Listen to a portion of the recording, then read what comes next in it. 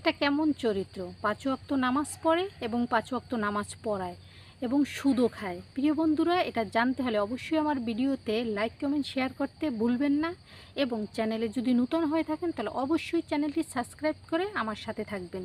প্রিয় বন্ধুরা, আমাদের সমাজে এখন লেবাসদারি কিছু মুসল্লি আছে যারা ৫ ওয়াক্ত নামাজ পড়ে, ৫ ওয়াক্ত নামাজ পড়ায়, ইভেন একটা মসজিদ মাদ্রাসার দায়িত্বে থাকে, সেই ব্যক্তি আবার সুদেরও কারবার করে, যেটা মোটেই কি ঠিক আমাদের ইসলামে? প্রিয় বন্ধুরা, এরকম এখন বর্তমানে লেবাসদারি সুদখোর অ্যাভেলেবেল অহরহর আনাচে কানাচে অলিগলিতে অভাব নেই।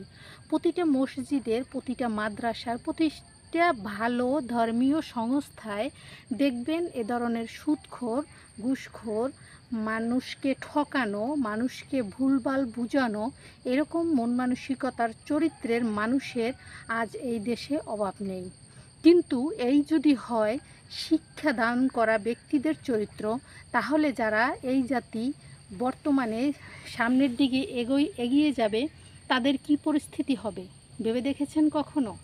আমরা যখন মানুষকে জানাবো, শেখাবো এবং যারা শিখবে তারা যদি সঠিক সুন্দর তথ্য না শিখে, তাহলে কিভাবে জাতি উন্নতি করবে? কিভাবে আমাদের ধর্মের কাজ প্রশস্তভাবে সুন্দর হবে? প্রিয় বন্ধুরা, একটা ইমাম সে যদি সুদখোর হয়, সুদের লোভী হয়, সে যখন মানুষদেরকে নিয়ে মুসল্লিদের পিছনে নামাজে দাঁড়ায়, তখন কি সে সঠিকভাবে নামাজের দোয়া বা নামাজের সূরা বা অন্যান্য আয়াতগুলো সঠিকভাবে সে পড়তে পারে? কারণ একজন সুদখোরের হৃদয়ে কখনো প্রশান্তির দোয়া, সূরা এই ধরনের ইবাদত থাকতে পারে না।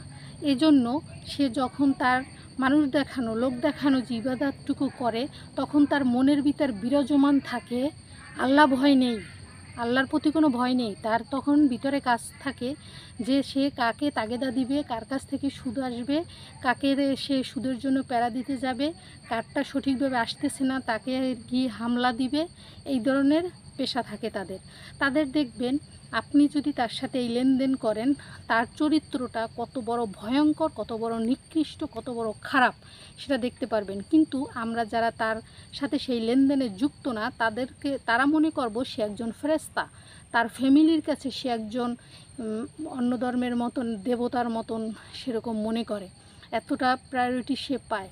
কিন্তু আসলে সে ব্যক্তি হিসেবে, মানুষ হিসাবে, বান্দা হিসাবে, উম্মত হিসাবে সে মোটেই এই পৃথিবীর যোগ্য নাগরিক নয়। তাকে অবশ্যই এই দেশ থেকে তাদের এই ধরনের লেবাসদারি চরিত্রের লোকদেরকে উচ্ছেদ করে দেওয়া উচিত। যেরকম দেয় আপনার শ্রম দিয়ে অপ্রয়োজনীয় জিনিসগুলো শরীর থেকে উপড়ে ফেলে, সেরকম তাদেরকেও সমাজ থেকে উপড়ে ফেলে দেওয়া উচিত।